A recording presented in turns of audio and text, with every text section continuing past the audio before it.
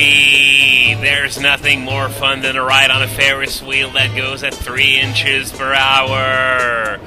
Fortunately, we're going to follow it up with something a little bit more exciting. You want to jump off right about here, and you're going to end up on Lenzo's balcony, which leads to an area of the second floor of his house that we couldn't access before. We're on the other side of the fence that has all these paintings from before, and so after raiding the secret savings of many people on Outset Island, we're going to do the same to Lenzo! Look at all these rupees, all in green rupees, of course.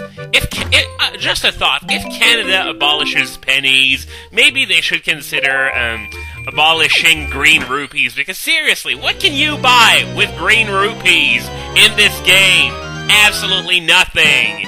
Anyway, we got a treasure chart for our troubles, but that's not quite all we want to do here yet. See that little hole here? Yep, it's exactly what you think.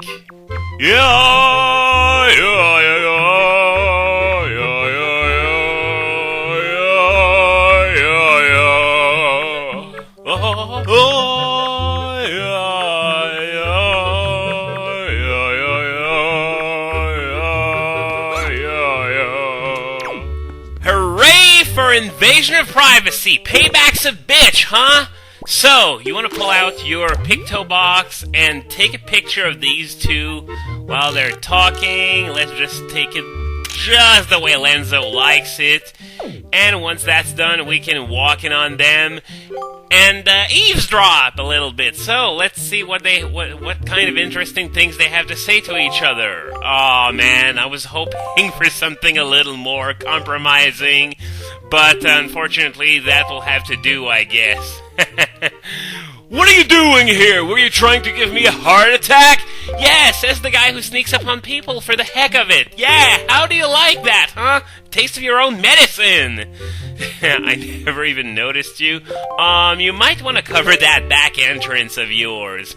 I'll have you know that I've only come here to have him take a pictograph of my exceptionally beautiful skin. This character, we're going to do something for her later on, but basically she's a former beauty queen of Windfall Island, and she still thinks she's hot stuff even in her old age. Now, that picture we took of them, you're going to need it right now because we're going to head down and talk to these two ladies. And these two ladies are the mandatory celebrity gossip ladies, if you will. They talk about anything but interesting stuff, basically. They just talk about other people, stuff that basically should interest nobody. You know that the kind of idle gossip women sometimes partake in, where, well, they're sort of a caricature of that, and that they do nothing else but that. We're discussing very, very important topics. Oh yeah, sure, very, very important. And now, the second time you talk to them, they're going to start talking about Lenzo, and how there's a rumor going around that he has a special someone, and they're going to basically talk about how awesome it would be if someone took a photo of them doing their thing, if you will. And that is where we come in. We are supposed to show the pictograph that we just took to these ladies. Press Y, show this pictograph, yes. And now they're just going to assume out of the blue that they were completely wrong about Lenzo having that special someone they were just talking about. Even though, you know, they could be fucking like rabbits for all we know. So, how do they draw such hasty conclusions based off of one picture? Then again, I guess this is what gossipy women do best, jump to conclusion. Anyway, we're going to get a treasure chart for our troubles. So, we're one step closer to 100% on this game. So, remember that money we got from the second floor of Lenzo's house? Well, now it's actually time to put it to use, so let's head back over to... oh, wait, I probably should get rid of that pictograph first, so I'm just going to do that. And I'm going to head over to Zunari's stall and buy 3 more town flowers for the Decorate Windfall side quest, if you will. And 3 is all we need. So I'm just going to bind them to the hotkeys real quick. Here we go, the 3 remaining pedestals. There are 2 right there. So let's just put them there. And the last one is between the rich guy's mansion and the potion shop. So let's put that down there, and while we're at it, let's just get 5 more rupees. We can never have enough money in this game. And now that no, I didn't want to talk to you. Oh well, I guess it's time. It's as good a time as any to introduce you to this guy. Basically, he's some emo dude who's busy being emo, and he's going to give me a little task to see if I'm capable of understanding him. He's going to ask me to, what was his description already? He wants me to take a picture of, I know there's a joke to make about this, but, okay, a picture of the first perfectly round, pale thing I can think of. So that means that somehow I gotta get Tingle to take off his clothes and then take a picture of his butt cheeks. I'm just joking. I am just joking. You're supposed to take a picture of the full moon. So you gotta keep an eye on the moon whenever it's nighttime, and when you see the full moon, you have to take a picture of it. Anyway, once you're done with the pedestals, once you've filled them all, you talk to this guy who's going to tell you about the Joyous Volunteer Association, la la la. It's not really important. The only important thing is that you give me my Dan reward. So for that, you have to talk to him twice, I guess. Okay, yeah, that's what you have to do. I was worried for a second that I forgot a pedestal somewhere, but by my count, I used the 14 town flowers, so here we go. So now we are going to get, I believe it's a piece of heart for our troubles. Here we go. So, now that that's done, remember that trading sequence side quest that I told you about in the last video?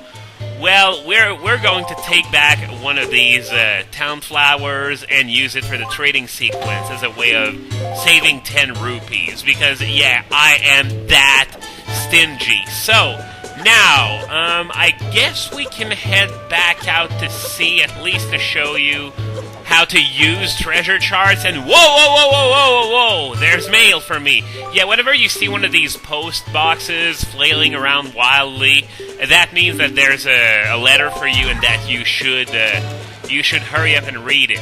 To my son's superior. Okay, this one is from, remember the part-time worker at the post office on Dragon Roost Island? Well, it's the guy's mother, and she sends me a piece of heart, so that's 2 acquired in less than a minute, if I'm right. So anyway, let's just open the treasure charts that we just got. Okay, this one is one of the fairy islands. I don't remember which one. This one is Mother and Child Isles, and that's it. So, Windfall Island, it's treasure chart 18. So what do you want to do? You want to jump on your boat, then look for a beacon of light that shoots out of the water. Where is it? Where's the... Whoa, I'm right on top of it! Oh, wow, that's not good. So, what I'm going to do, I'm going to pull my sail away, and I'm just going to use the R button to cruise back to where the treasure was. Yeah, what you're meant to do is open the chart repeatedly until you're right on top of the X. So, yeah, this isn't the most thrilling thing, but if you want to get lots of money, you got to get used to it a little. So I think I'm going to be right on top of it. Once you're on top of it, and the reason why I knew I was on top of it before is simply because you're going to hear a strange sound when you're actually on top of one of these treasure chests. So that's how you know that you're right there. And as I said, that treasure chart was basically a joke treasure chart because it only gives you a green rupee.